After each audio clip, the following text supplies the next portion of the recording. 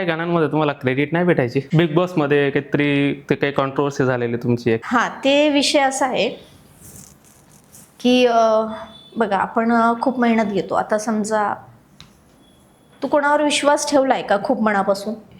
ठेवलाय ना? आणि त्याने अचानक तुझा विश्वासाला ब्रेक केलेला आहे पुष्कळनं, तर मग तेव्हा तुझा राग काय होईल? राग तू काय व्यक्त करू शकतो? आय नो माझं जरी जरिया लोकांसाठी तो चुकीचा जरी असला, लोकांना वाटत असेल की मी खूप चुकीची असणार, पण माझ्यावर ज्या लागलेले जे मला जे माझ्या मनाला लागलेले जे वेदना आहेत ना, ते मी कोणाला सांगू नव्हते शकत. बरोबर. ते वेदना म्हणजे काय होतं की मी खूप मनापासून समोरच्या व्यक्तीच्या कामामध्ये खूप मनापासून काम केलं होतं. म्हणजे माझं काम साईडला ठेवून मी स्वतःच्या दुसऱ्याच्या कामाला मी खूप मोठं मनापासून प्राधान्य देत होती.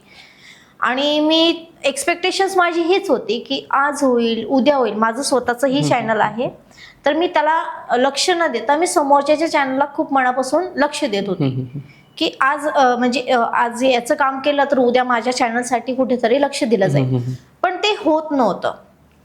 मला टाळलं जात होतं. जसं की ठीक आहे करून देणार, होईल, मग आता मला सुचत नाहीये, मग होईल. मग मी ह्या गोष्टी बघायची, अरे हा व्यक्ती तर कंटिन्यू गाणं करतोय, मग आपल्या चॅनलसाठी का नाही? मग ती आपण एक फ्रेंडशिपच्या नात्याने आपण त्या गोष्टी कुठेतरी समजून घेत होतो की ठीक आहे, ओके आज नाही तर उद्या करेल असं म्हणून.